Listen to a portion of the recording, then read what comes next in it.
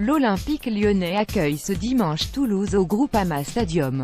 L'occasion pour les hommes de Genesio de confirmer leurs bons résultats obtenus contre l'Olympique de Marseille juste avant la trêve hivernale.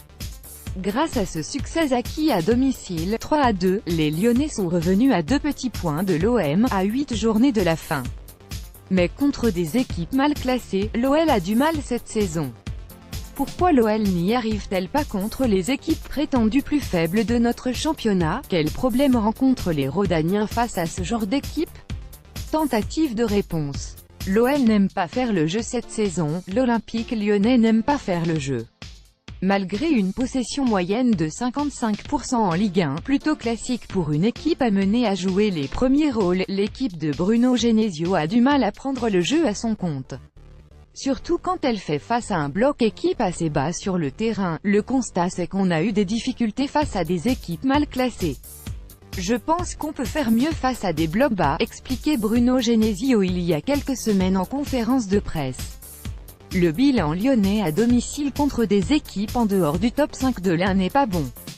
Avec 3 victoires, 5 nuls et 2 défaites en 10 matchs, l'OL a pris seulement 14 points sur 30 possibles.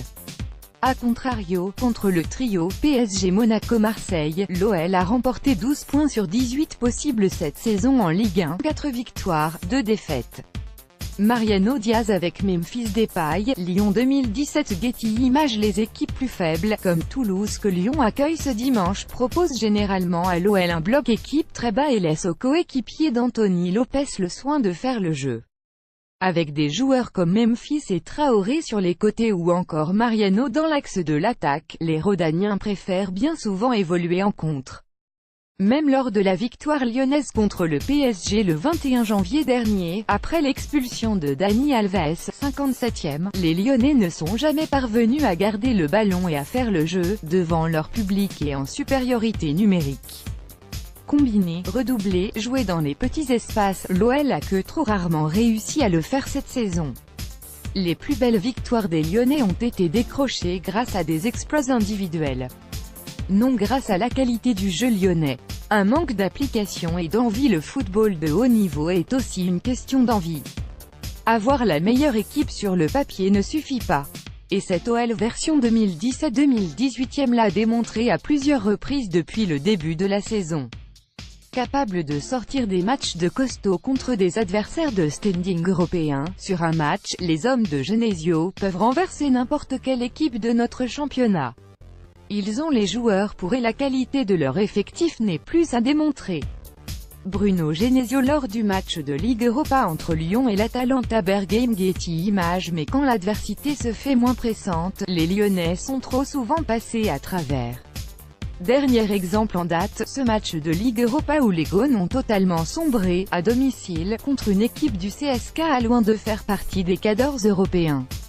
Après avoir amené une victoire 1-0 de Moscou, l'OL avait pourtant toutes les cartes en main pour s'assurer, dans son Groupama Stadium, une qualification pour les quarts de finale de la compétition. Double. Un comportement scandaleux, c'était sans compter sur un relâchement que même le coach lyonnais a pointé du doigt à l'issue de la rencontre. On a eu ce soir un comportement scandaleux et honteux. Ce n'est pas un comportement digne d'un match de Coupe d'Europe, avait réagi Bruno Genesio après l'élimination de son équipe. Et comme pour balayer d'un revers de main l'excuse jeunesse de son effectif que certains pourraient utiliser pour expliquer ses passages à vide trop réguliers, Bruno Genesio avait pris les devants en passant un message clair à ses joueurs: quand on est jeune, on doit avoir de l'envie et de l'agressivité. Un manque de régularité sur l'ensemble de la saison. Cette saison en Ligue 1, l'Olympique lyonnais a réussi à enchaîner au moins 3 victoires à seulement 2 reprises. C'était au cœur du mois d'octobre et en décembre dernier, juste avant la trêve hivernale. Depuis, les résultats de l'OL font le yo-yo. Sur les 15 derniers matchs, les Gones ont décroché 7 victoires pour 3 nuls et 5 défaites. Pas suffisant pour accrocher actuellement une place qualificative pour la prochaine Ligue des Champions. Geronimo Poblete et Nabil Fekir lors de Lyon-Metz en Ligue 1 le 29 octobre 2017. Getty Images. Si le club du président Aulas veut remonter sur le podium, il va devoir trouver des solutions contre les petites équipes de notre Ligue 1.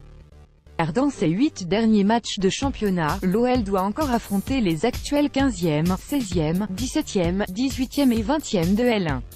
Un calendrier facile sur le papier. Mais dans les faits, l'OL a toutes les raisons de s'inquiéter.